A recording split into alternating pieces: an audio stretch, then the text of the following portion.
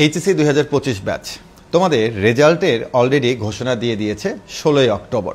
তো এটা দেখার পরে অনেকে কান্নার রিয়েক্ট দিচ্ছ। তো কান্নার রিয়েক্ট দেওয়ার কি কোনো দরকার আছে?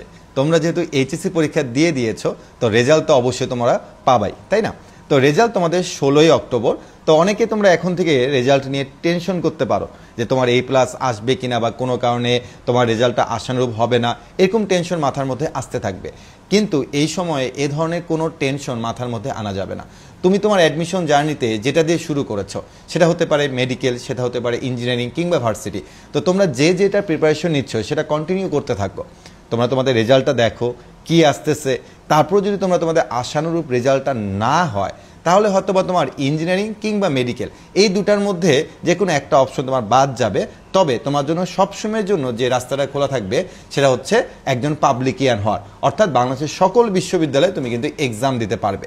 তাই আমার কাছে মনে হয় রেজাল্টের জন্য অযথা সময় নষ্ট না করে কিংবা ফেসবুকে স্ক্রল করে যে রেজাল্ট পিছায় কিনা এসব চিন্তাভাবনা না করে তোমরা তোমার যে অ্যাডমিশন জার্নিটা আছে, তুমি যেটা নিয়ে প্রিপারেশন নিচ্ছ, সেটা প্রিপারেশন কন্টিনিউ করে চালিয়ে যাওয়া। তো তোমাদের রেজাল্টটা আসুক, তারপর তোমরা রেজাল্ট দেখো তোমাদের কি অবস্থা।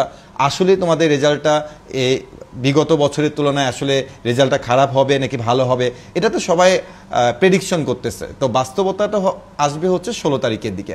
তো কে কি বললো এসব নিয়ে চিন্তা না করে আমার কাছে মনে হয় তোমার অ্যাডমিশন জার্নিতে একদিন যদি তুমি পড়াশোনা না করো, তাহলে তুমি কিন্তু অ্যাকচুয়ালি হাজার হাজার শিক্ষার্থীর পেছনে তুমি চলে যাবে।